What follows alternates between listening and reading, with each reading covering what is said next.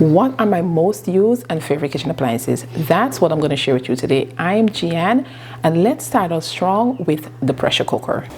So I have two pressure cookers. I have the Ninja Foodie pressure cooker, which is an electric pressure cooker, and I have the traditional stovetop.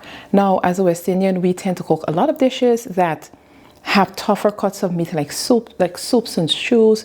For example, cow foot. That's something that it will take about 20 minutes or so, 25 minutes in your stovetop pressure cooker versus trying to boil it until it's tender. It could take hours.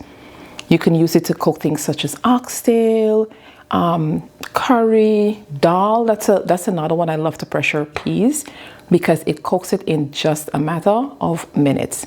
Now, there's a difference between the two. I grew up with a traditional stovetop pressure cooker, and this cooks very, very quickly. You can literally have your oxtail tenderized in about 20 to 25 minutes. Electric pressure cooker tends to take longer, and it would take about an hour or so, but it's still faster than if you were to cook it on the stovetop. But it does have its benefits because it's also a multi-cooker. Let me get up a little bit closer. With this one, and I've had this one for a long time, with this one you can do pressure, you can steam, you can also make yogurt in it, you can sear and saute. I love this function, the fact that I do like to sear my stuff before slow cooking. So I do like the fact that the option is here, so you can just sear it and then switch it over to slow cook. You can air fry if you like, broil. You also have, you can bake or roast, such as a whole chicken. And of course, you can dehydrate. You can dehydrate fruits and vegetables and such. Whereas the regular old school pressure cooker, as I like to call it, it doesn't do most of that. But it's a beast when it comes to tenderizing meat. And this is not like the old school one where the whistle is on top and it's dancing all over the place and making you very nervous. It's a little bit more advanced than those ones, and yeah, I think it gets the job done. But if you're afraid of the stovetop one, this is a great option. I would highly recommend it. Next up, we have my food processor, and this is my newest appliance. I only have this a few months, but let me tell you, this thing is a beast. This is a Ninja. I believe it's the 12-cup food processor, and I absolutely love it. So I had a Cuisinart before this for many, many years, and it worked well, but it was more on the basic side. So I had the regular Cuisinart and I had a mini chopper as well. This does both. So I'm going to start to show you a little bit about what this does and why I love this food processor so much. Well, one of the things that I love about it is that there's so many different sizes to the opening that you can place in here. There's a large one. There's a small, tiny opening if you have maybe like a carrot you want to shred or chop. There's another size. So there's literally 3 different size openings on top.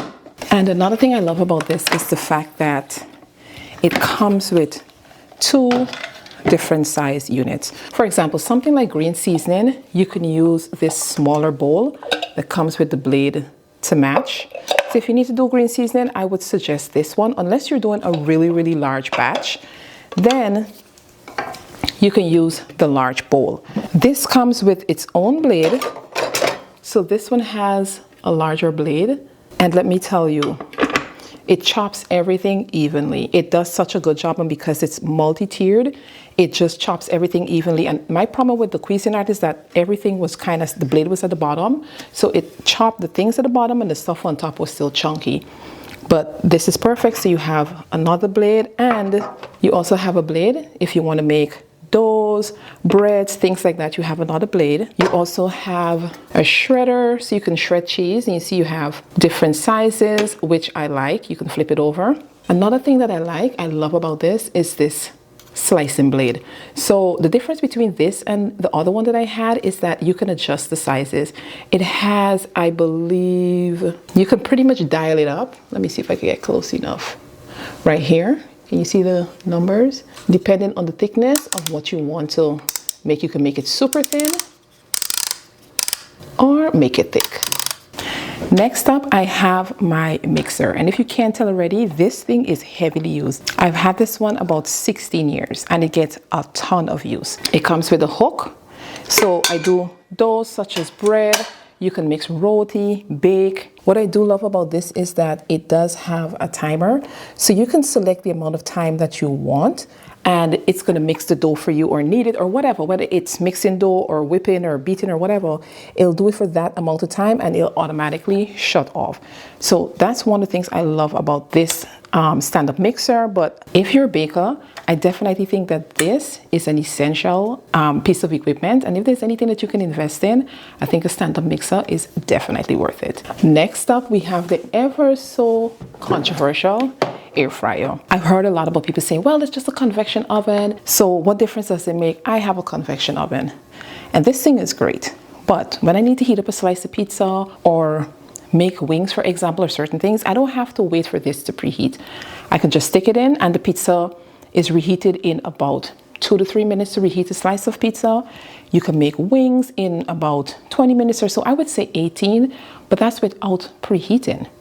With this, you have to wait for it to preheat, and then it's also larger oven. You know, I'm sorry, but this, you're gonna have to pry this out of my hands. If you're gonna purchase any air fryer, I would suggest getting one with a large basket because it allows the food. I know it would be tempting if you're a single person to buy the small one, but with air fryers, you do need it to be a little bit larger so that the food is, you're able to space out the food as you cook it. You don't want to pile it on top of each other.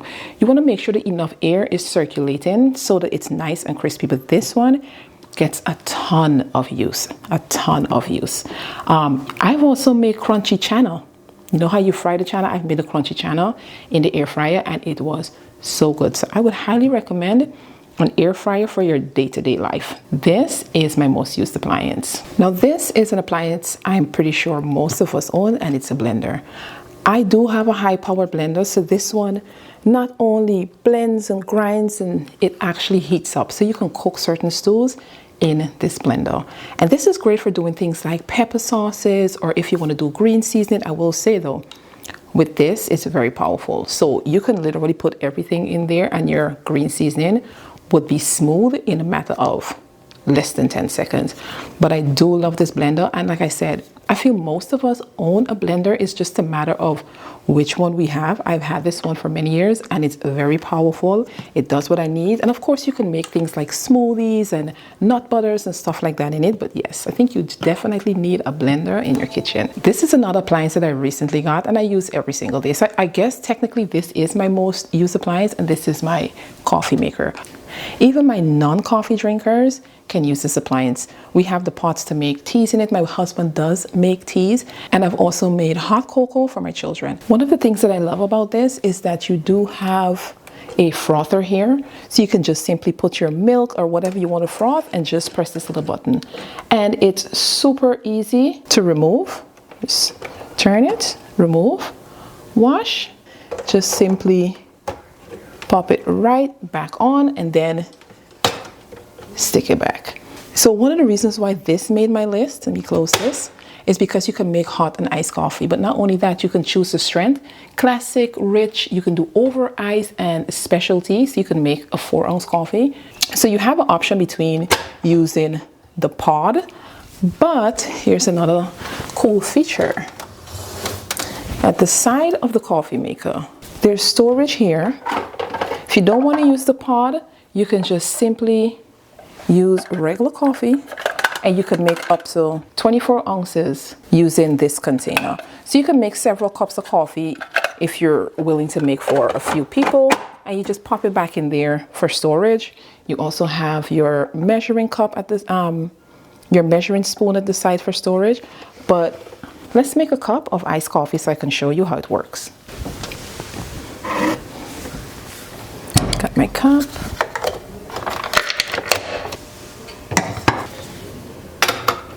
I'm going to select over ice, and I'm going to do 12 ounces.